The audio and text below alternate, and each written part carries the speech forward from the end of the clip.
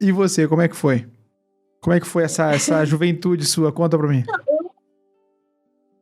Bom, quando eu comecei a estudar, ao contrário, eu foi por minha vontade mesmo. Desde os 9 anos de idade, eu sempre quis estudar música e era algo que eu me dediquei bastante. E, assim, antes, até nós mudarmos para a cidade, porque o que ocorre, irmão Daniel? A cidade de Esmeraldas, hoje, ela é uma cidade mais desenvolvida.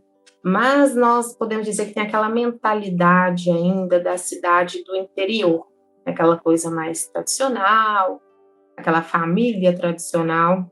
E dentro do contexto da igreja, pelo menos na minha época, não era diferente.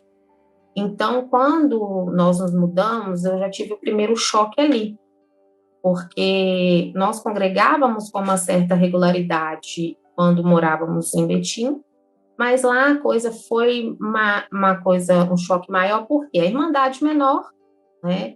Então, quando você se muda, é aquela festa, todo mundo quer se aproximar, nós nos aproximamos e, infelizmente, não é todo mundo que... Eu não posso julgar, mas hoje eu enxergo que muitas coisas não foram de boas intenções. E é exatamente o que muitas pessoas não entendem é este ponto. Por quê? Nós não denegrimos a instituição, né? Eu, por exemplo, eu venho aqui trazer fatos. Quando nós denegrimos ou difamamos, nós inventamos histórias a fim de manchar a imagem de algo ou de alguém. Sim. E aqui eu trago fatos, certo? Então, muitas coisas que eu fui compreender daquela época, eu fui compreender hoje como adulta. Então, aí que eu vi que muitas pessoas utilizavam o nome de Deus para poder praticar diversas coisas, ou por não ir com a sua cara, ou por não concordar com a sua forma de vestir, sabe? Coisas assim tão bobas, assim, eu vou dar um exemplo, que eu já tive problema, por exemplo, com uma irmã organista que ela foi reclamar, chorar para o ministério, porque eu tirei a capa do banco do órgão. E aí, quando eu tirei a capa do banco do órgão, o pé dela aparecia, ela não gostava que o pé dela aparecia. É Sabe? típico de banco de organista isso, né? Sim, mas olha para o irmão ver. Não era Que mais fácil loucura. pegar a capa no banco? Mas não, aí a gente teve problema com o ministério por causa disso. E aí eu falo assim, uma questão de uma irmã casada, mãe, com uma adolescente de 13 anos. E era eu. Ah, Sabe? você A minha tinha 13 cabeça era anos. 13 anos quando eu comecei a tocar. Então, assim, e era uma coisa que eu não processava, eu não conseguia processar, né? Eu, por exemplo, eu fui parar no quartinho 4 vezes. No Certo? quartinho? No quartinho, com o ministério. Quando nós E falamos aqui também, quartinho, para quem não é cecebiano, para entender o que nós estamos falando, quartinho é reunião, né? só que assim, irmão Daniel, o problema da reunião, por exemplo, que ocorreu comigo foi o seguinte, vou relatar para o irmão entender o contexto. A primeira vez que eu fui parar no quartinho, eu não vou me lembrar exatamente a data, mas eu tinha entre 13 e 14 anos de idade. Eu ia para a igreja próxima da minha casa, da casa dos meus pais na época, e então, às vezes eu ia congregar sozinha, porque o meu pai na época trabalhava à noite, a minha mãe às vezes não queria congregar, então eu ia sozinha. Nesse dia em questão, eu fui com o meu saudoso avô. Meu avô também, coitado, passou algumas assim que ele aguentou firme, né? E nessa ocasião que eu fui com ele, eu não tinha noção nenhuma, era um sábado à noite, fui congregar, para vir de conversa, a igreja estava lotada, era uma coisa um pouco atípica, só quando tinha algum evento maior, assim, para juntar toda a irmandade, porque tem muitos irmãos que é da área rural, então eles têm essa dificuldade, às vezes, de locomoção, então eles congregavam esporadicamente, mas nesse dia estava muito cheio. E na época não tinha um ancião que era da cidade. Tinha um ancião daqui da cidade de Betim, e ele era responsável por tratar a região de Esmeraldas, qualquer situação. Chegou o ancião, Aconteceu o culto normalmente. Quando eu estava indo embora, o encarregado me chamou. Irmã Ágata, irmã, espera aí um pouquinho, porque a gente tem que conversar com a irmã. Eu olhei na minha inocência, tá, tudo bem, vamos. Aí me chamaram, me convidaram a entrar no quartinho.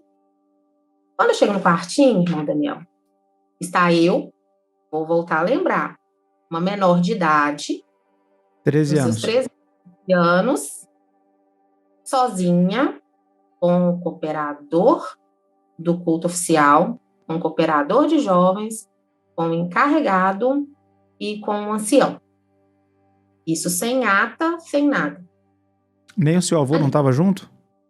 Nem o meu avô. Meu avô, pelo contrário, Mas ele foi seus embora. pais, para mim entender, seus pais congregavam nessa mesma igreja? Sim, eles congregavam, só que no dia em questão eles não foram. Entendi. Assim, porque o meu pai estava trabalhando, a minha mãe não foi, e aí eu falei, mãe, vou com o meu avô, porque eu gostava de congregar. Que loucura, hein? Para meu ver, e eu fui entender a gravidade disso não tem muito tempo, né? E aí, ali o tema foi, irmã Ágata, porque chegou nos nossos ouvidos e a irmã foi vista com um homem casado na rua, sentada na praça, assim, assim, assim, e falou tudo o que tinha acontecido, segundo eles. Peraí, mas você com 13 anos? Com 13 anos. A irmã tem quantos anos hoje? 32. Há 20 anos atrás? 20 anos atrás. Porque hoje, eu falo assim, sem interromper, mas eu tô só aqui raciocinando. Porque hoje uma menina de 13 anos ainda já tem uma outra mentalidade, embora é absurdo. É o mesmo absurdo. Mas hoje uma menina de 13 anos, agora há 20 anos atrás, né? Portanto que eu fiquei, na época, eu fiquei sem reação. Eu não sabia o que falar. Porque o que eu vou saber falar, irmão Daniel? Aí eu falei, não, irmão, mas isso não. E ali começou uma pressão em cima de mim. E a única coisa que eu sabia fazer era chorar. Eu comecei a chorar copiosamente, chorar. Mas eles falaram alguma coisa mais pesada que você estava se envolvendo com essa pessoa, alguma coisa assim? Sim, nessa conotação mesmo. Mas eu não vou expor aqui as falas, porque eu acho que não convém. Sim. Mas nessa conotação. E ali, e a todo momento, aquela acusação. Que fulano viu, que fulano, irmão viu, não sei quem viu. Só que eu ali não sabia me defender, porque primeiro eu estava sozinha. Eu não sabia, não tinha noção. A única coisa que eu comecei foi chorar, mas eu não fiz nada. E ali os irmãos começaram a falar, e assim, ao mesmo tempo que o ancião tentava conversar, aí o cooperador na época era um irmão muito assim. 95% dos cultos, a palavra era só aquelas sentenças de miséria para lá. Quando vinha um culto que a palavra era sobre bênçãos, essas coisas, era assim, algo bem esporádico. E era um irmão que acusava muito. Então, ele era muito incisivo. Ele fazia até um gesto assim, não, mas a irmã estava assim, porque o irmão viu, não sei o quê e tal. E os acusadores estavam lá também ou não? Não. É outro ponto errado. De todas as vezes que eu fui pro quartinho, de todas as vezes que eu fui parar lá, nunca apareceu. Nunca. E eu falo isso porque quando eu fui ficando mais velha, eu comecei a questionar mais. Eu comecei, mesmo sendo puxada pelos meus pais, porque eles tinham medo da mão de Deus pesar, eu comecei a questionar mais. E ali, encerrou a reunião, fui para casa, eu só sabia chorar. Mas chorei assim, que eu me senti assim, a pior pessoa do mundo. E, além disso, a plateia, né, irmão Daniel? Eu falo toda a exposição, porque estava todo mundo ali, ninguém foi embora. Né? Todo mundo sabia, menos eu. Ninguém informou que iria alguém ali. Eu tento ficar quieta aqui, sabe? Eu tento. Eu luto. Você morde o beiço, você segura as mãos aqui. Porque é absurdo. É absurdo. E isso que você está dizendo não é só você não, minha irmã. É muitos que acontecem até o dia de hoje, sabe? 4 marmanjos em uma salinha com uma criança. Ou que, mesmo que não fosse uma criança, mas com uma criança, sabe? Mas vamos lá. E aí você foi pra casa chorando, porque cidade pequena ainda, eu imagino todo mundo ali fora dizendo, olha lá, quem tá lá dentro. E eu não sabia exatamente o que estava acontecendo, eu não tinha noção, né? Só que assim, aonde eu achei que teria um alento, que era dentro de casa, eu não tive. Porque, assim, como eu falei, o meu pai ele era muito incisivo nessa questão.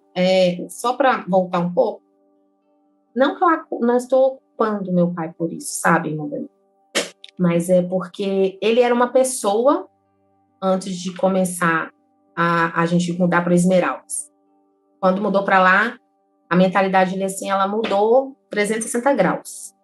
Ele sempre foi uma pessoa muito séria, um servo de Deus, mas ali parece que aquela lavagem cerebral, sabe, começou a entrar. Por exemplo, nós tínhamos algumas coisas, assim, nós não éramos ricos, mas nós tínhamos tudo, a vida controlada financeiramente.